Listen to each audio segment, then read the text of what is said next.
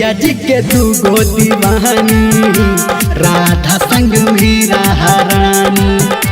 कन्हैया जी के दूगो दीवानी, राधा संग मीरा रानी। हाँ, एगो तरस एगो प्रेम निशानी, एगो तरस एगो प्रेम निशानी। कन्हैया जी के दूगो दीवानी, राधा संग मीरा रानी। कन्हैया जी के दूगो दीवानी, राधा संग मीरा रानी।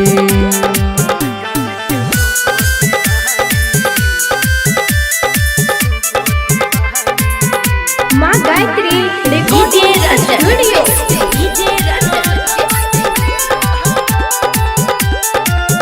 हेयो राधा के संग संग श्याम जी रहले, गोकुल में प्रेम के हवा बहले।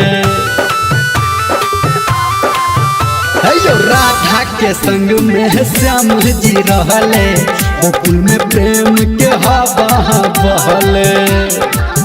हेयो दुनू के रहे बचपन के नादानी, दुनू के रहे बचपन के नादानी। कन्हैया जी के दूगो दीवानी, राधा संग मीरा रानी। कन्हैया जी के दूगो दीवानी, राधा संग मीरा रानी।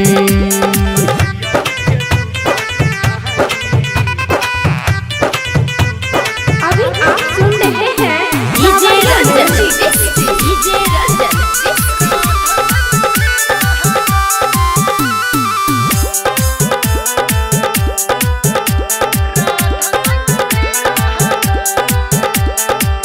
हेयो मीरा लागल भक्ति भजन में, दर्शन श्याम के कके मन मन में। हाँ, मीरा लागल भक्ति भजन में, दर्शन श्याम के कके मन मन में। हेयो कान्हा में तन मन बसल कहानी, कान्हा में तन मन बसल कहानी। कन्हैया जी के दूगो दीवानी, राधा संग मीरा रानी।